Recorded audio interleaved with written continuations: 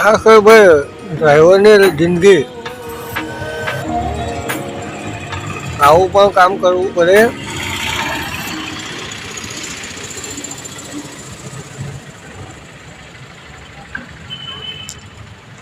તો અહીંયા આપણું વાઇસર લગાવી દીધું. કારીગર ભાઈ ચેક કરે છે શું પ્રોબ્લેમ છે, શાના હિસાબે બ્રેક ઓછી આવે છે એવું. તો હવે જોવે પછી ખ્યાલ આવી જશે તો જોઈએ શેના હિસાબે બ્રેક નથી આવતી. કિક તો ભાઈ જુઓ, આપણે નીચે બ્રેકનું કામ ચાલુ જ છે અને અહીંયા આગળ આપણે હેન્ડલ તૂટી ગયું લેફ્ટ સાઈડનું અને અંદરથી ખુલતું નહોતું. એના હિસાબે જો આ રીતે તૂટી ગયું તો આપણે નવું લાવી દીધું કંપનીમાંથી આ હેન્ડલ. તો હવે એને ફિટ કરાવીએ છીએ. તો એ ફિટ કરાવી દઈએ એટલે આપણે ખોલવામાં વાંધો ના આવે, કેમ કે દરવાજો ખોલવામાં તકલીફ. ગુડ મોર્નિંગ, જય માતાજી, જય મેલડીમાં. આપણા એક નવા બ્લોગમાં તમારા બધાનું સ્વાગત છે. અત્યારે વાગે છે સવારના 9:30 અને આપણે આવી જઈએ ગાડી ઉપર. તો આપણે ગાડી ભરવા જવાનો કોઈ પ્રોગ્રામ નથી આવ્યો, પણ આપણે ગાડીમાં બ્રેક ઓછી આવે છે. આ બ્રેક આપણે પેન્ડલ મારીએ ને એટલે પેન્ડલ ઉતરી જાય છે, પણ જોઈએ એવી બ્રેક નથી આવતી. તો આપણે જઈએ પહેલાં ગેરેજે કામ કરાવવા માટે. તો આપણે ગાડીનું કામ કરાવી દઈએ. બ્રેકનું શું પ્રોબ્લેમ છે, કીટ જાય છે કે શું છે, ત્યાં જઈએ પછી ખબર પડે. તો આપણે જઈએ, કેમ કે બ્રેક છે એટલે બ્રેકનું કામ ન ચાલે, એ કરાવવું જ પડે. અને તમને બધાને ખબર છે આપણી ગાડી લોંગ રૂટમાં જ ચાલે છે, એટલે આપણે બ્રેકનું કામ કરાવવું જરૂરી છે. તો જઈએ પહેલાં અહીંયાથી ગેરેજ બાજુ અને ત્યાં જઈને જોઈએ શું કામ નીકળે છે. તો બ્રેકનું કામ કરાવીએ. તો બધા વિડીયોમાં કન્ટિન્યુ જોડાયેલા રહેજો, વિડીયો છેલ્લે સુધી જોજો. તો ભાઈ અહીંયા આવી ગયા આપણે ગેરેજ ઉપર કામ કરાવવા માટે. અને જો અહીંયા આપણું વાઇસર લગાવી દીધું. કારીગર ભાઈ ચેક કરે છે શું પ્રોબ્લેમ છે, શાના હિસાબે બ્રેક ઓછી આવે છે એવું. તો હવે જોવે પછી ખ્યાલ આવી જશે તો જોઈએ શેના હિસાબે બ્રેક નથી આવતી. કીટ બીટ જયેલી છે શું છે એવું ખ્યાલ ન આવે, પણ એ કે આપણે સેટિંગ કરીને જોઈ લઈએ એકવાર.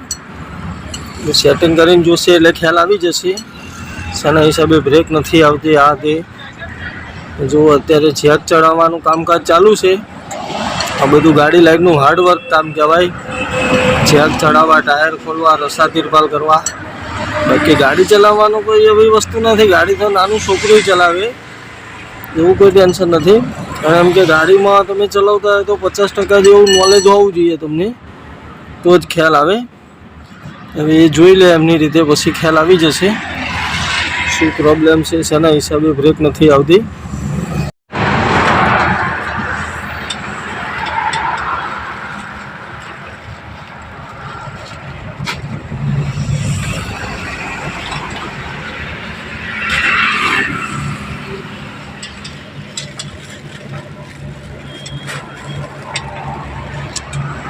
સેટિંગ ચડાવીને ચેક કરે છે થઈ જાય છે કે કેમ.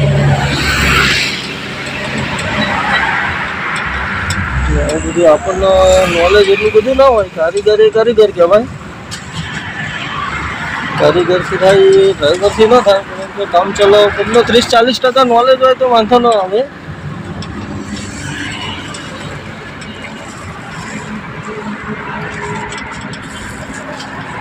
જોઈએ શું થાય છે.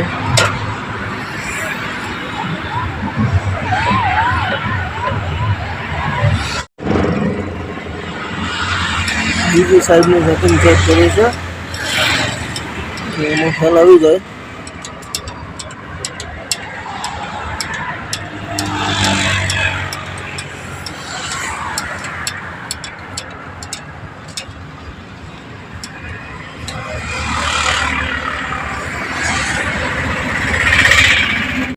તો ભાઈ આપણે જો બ્રેકમાં સેટિંગ ઉતારી એમની, એટલે કે તું ચક્કર મારતો હોય આગળ, એટલે ટેસ્ટિંગ કરી લે ગાડીની બ્રેક આવે છે કે કેમ. મેં કીધું વાંધો નહીં, જોઈ લઈએ.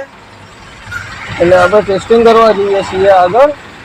તો ટેસ્ટિંગ કરીને જોઈ લઈએ, આંટો મારીને બ્રેક આવે છે કે નથી આવતી કે શું છે પોઝિશન. કેમ કે બ્રેકમાં એ સેટિંગ ઉતારેલું છે એટલે ચેક કરી લે એકવાર. જો સેટિંગ ઉતારવાથી બ્રેક આવી જતી હોય તો પછી કીટો બીટો કંઈ નાખવાની જરૂર નથી, અને ન આવતી હોય તો પછી કીટ બીટ નખાઈ દઈએ એમ. એટલે હું ટેસ્ટિંગ કરવા માટે નીકળ્યો છું. તો રાઉન્ડ મારીને આપણે બ્રેકો કરીને જોઈ લઈએ ગાડીની બ્રેક આવે છે કે કેમ. હા ના, તો બ્રેક તો આવે છે, તો ચેકિંગ કરી લઈએ પછી જઈએ પાછા.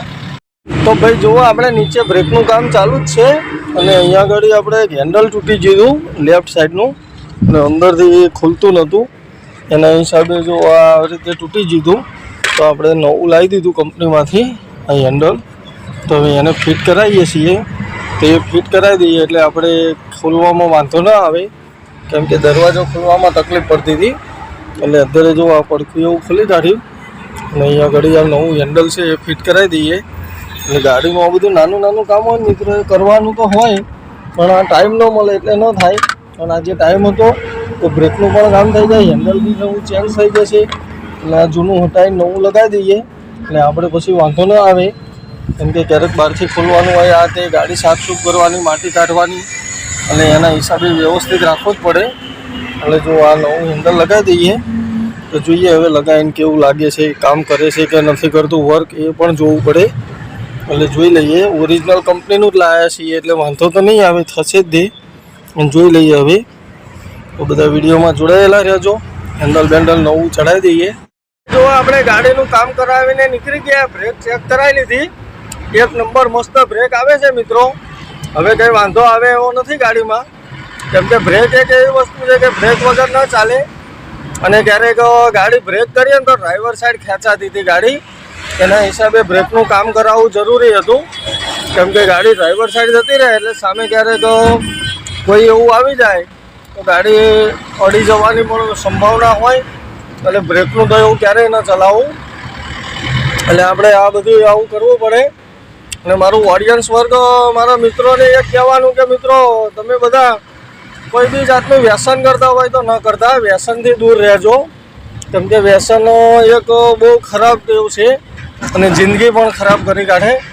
એટલે જ્યારે એવું લાગે તો વ્યસન ન કરતા, વ્યસનથી દૂર રહેજો મિત્રો. અને બધાની રીતે હોશિયાર જ છે એટલે આપણે કંઈ એટલું બધું કોઈને કહેવાનું પણ ન હોય. તો કંઈ નહીં, હવે અહીંયાથી આપણે લઈ લઈએ હાઈવે બાજુ. જોવા આપણે ગાડીનું કામ કરાવીને આવીને ગાડી રાખી દીધી પાર્કિંગમાં અને આપણે ગાડી ભરવા જવાનો કોઈ પ્રોગ્રામ આવ્યો નથી. તો જોઈએ હવે પ્રોગ્રામ આવે છે કે નહીં. તો જઈએ આપણે ઘર બાજુ, જમીને આવીએ ત્યાં સુધી જોઈએ પ્રોગ્રામ આવે છે કે નહીં. તો પહેલાં જમી આવીએ મિત્રો. જો આપણે ગાડી પાર્કિંગમાં મૂકીને આવતા રહ્યા અસલાલી, અને ગાડી ભરવા જવાનો કોઈ પ્રોગ્રામ આવ્યો નથી. તો હજી પ્રોગ્રામ આવશે તો ભરવા જશું. તો અત્યારે વાગી ગયા બપોરના 12:30, 1:30 જેવું થવા આવ્યું છે. લગભગ એક્ઝેક્ટ 1:15 વાગ્યો. તો અત્યારે આપણે જમવા બેસી ગયા છીએ. તો ઘરે જો ભાજીપાવનો પ્રોગ્રામ હતો તો ભાજીપાવ બનાવ્યા છે. અને અહીંયા મારો જૈનમ પણ બેસી ગયો છે જમવા માટે. જોઈ લો. તો જૈનમ કેવું, શું કહેશ આપણા ઓડિયન્સ મિત્રોની? તબિયત પાણી સારા છે? ઉત્તરાયણ કરવાની કાલે? તો ઉત્તરાયણ પણ કરવાની છે અને પતંગ દોરી પણ લાવવાની છે. તો ભાજીપાવ આવી ગયા છે. અહીંયા સલાડ આવશે, હજી ડુંગળી ટામેટા કચુંબર એવું. પછી જમી લઈશું. અહીંયા જૈનમભાઈ, તો ચલો જમી લઈએ. જે કોઈ મિત્રોને જમવું હોય આવી જાઓ જમવા માટે. મસ્ત મજાના ભાજીપાવ છે. યુસુફભાઈ, બકુલભાઈ, જેને જમવા હોય આવી જાઓ. તો જમી લઈએ પહેલાં.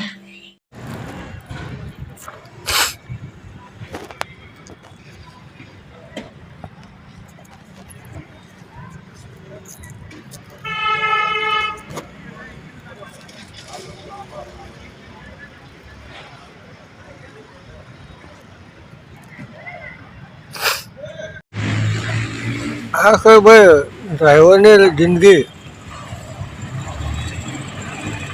આવું પણ કામ કરવું પડે.